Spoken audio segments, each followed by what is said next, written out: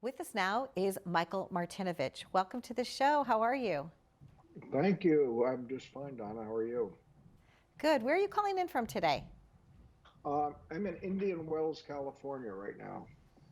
Ah, okay. Is that where you make your home? Do you make your home in California? Nashville, Nashville, Oh, and Tennessee. Nashville. I'm out here with my sister. And, I think one of the things that we've learned from this COVID tragedy is we can work from almost anywhere, right? That is Virtually. true. Yep. We've been having people from all over the world so far, Michael, connect with us. I've had a guest from India, from the Netherlands, from France, from Romania, from Canada, and what used to happen is people would fly in from all over the country to actually sit on set with me, but we had to Right. pivot. We had to figure a new way to do business, Sure. and I'm kind of liking it. At first, sometimes it's a little frustrating because the technology doesn't work exactly like we want it to work. But then when I think about the awesomeness of the fact that it's even possible, right? And with a little bit of tenacity, right, we can get the job done. You've always been a person that's been known for getting the job done. So what I found out today is that I'm from St. Louis, Missouri. I didn't get to go to Oh, Mizzou, but I okay. wanted to. But you went to Hmm. Mizzou, so Right. so go I Tigers. But am, yes.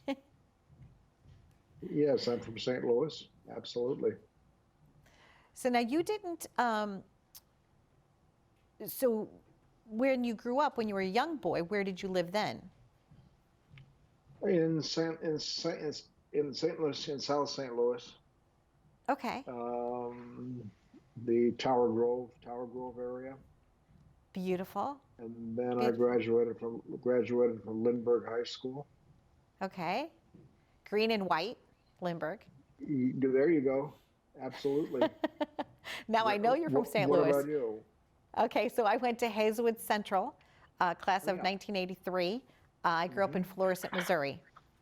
Hmm. And one of my first jobs was working, picking out music and sound effects for the scoreboard for the Cardinals. I'll be And, darned. and I worked at Barnes Hospital, Hmm. and I worked at Technosonic Studios, which is where Ike and Tina Turner did an album, Hmm. and Head East. And Hmm.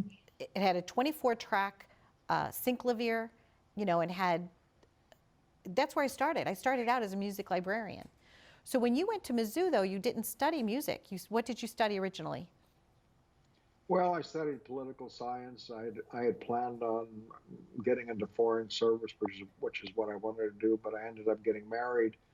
Um, Everybody was getting married in their senior year in college. That was sort of the thing that the girls would get lavaliered and then pinned, and then they had to have an engagement ring to show off in the sorority or the dorm, right? Right. So like 21 years old, and that's what we did back then.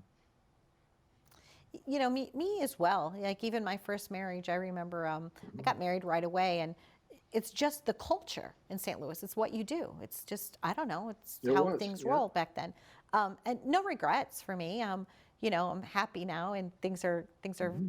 good in my life.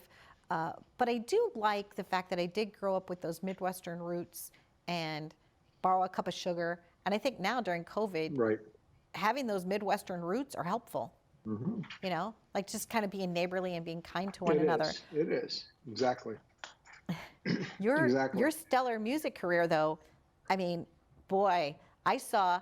Well, that's interesting then, because I saw a newspaper article of you with Billy Joel from like the 70s, Right. maybe. So you lived in St. Louis at that time. 1974. Right. Uh-huh. Okay. Yeah, that was it. That was in St. Louis. That was at the Kiel Opera House. Yeah, with the bears And on either side, the big bears, the right. big concrete bears. Hmm. And Dave Loggins, who had "Please Come to Boston," number one single at the time, was opening for Billy in St. Louis. So I worked with Dave and with Billy both, and Okay. that's what I was doing sales then. Pardon me. And then I started doing promotion for a year, And then they shipped me off to Atlanta for a year, Cincinnati for a year, New York for 11. Lived in Connecticut. That's where I met Lou. Was at Black Rock. Oh yeah, Lou Vecchiarelli, our yeah executive producer. So you guys met when you were at BlackRock. Right. And that's when I asked Lou what he wanted to do when he grew up. What was his answer? What And did he want to do when he grew up? well, he told me later that he started thinking, and then he started thinking, you know what, this is not what I want to do when I grow up.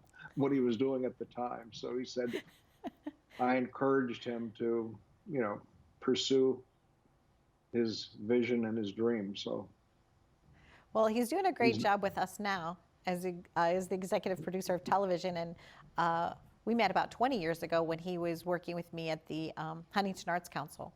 And, you hmm know, it's interesting how the path leads us different ways.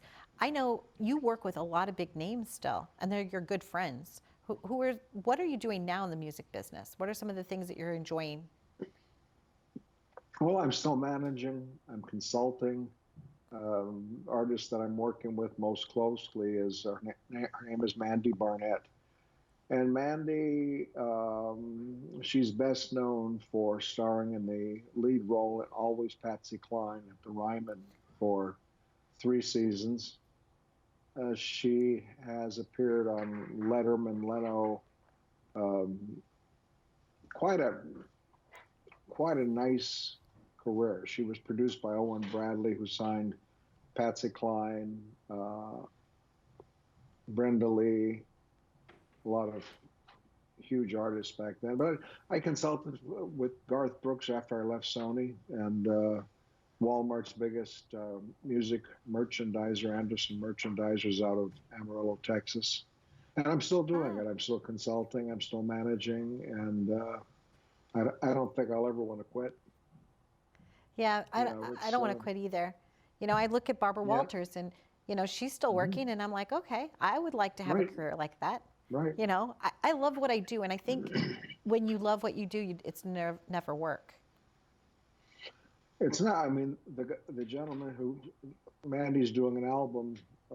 Actually, it was Billie Holiday's last album, Lady in Satin, and she's done her, you know, reimagining of the album. And the gentleman who arranged the album's name is Sammy Nestico, and he's 96 years old. Lives in San Diego. Wonderful.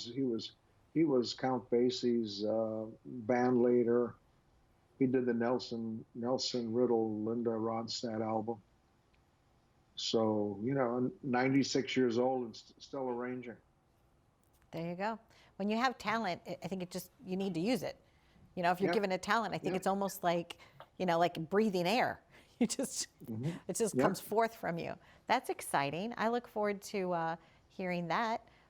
Things are good here, you know, in New York, and I'm just so surprised, you know, I had all these other things I wanted to talk about the music industry. And then when I found out we're from the same hometown, completely like, was like, wow. I hmm was like, I love those moments of serendipity. Tell us maybe one favorite memory along the line in your music career that you're thankful for. Well, Something special. I think becoming like a brother to Tammy Wynette. When I came from New York to Nashville, they told me in Nashville that her career was over with.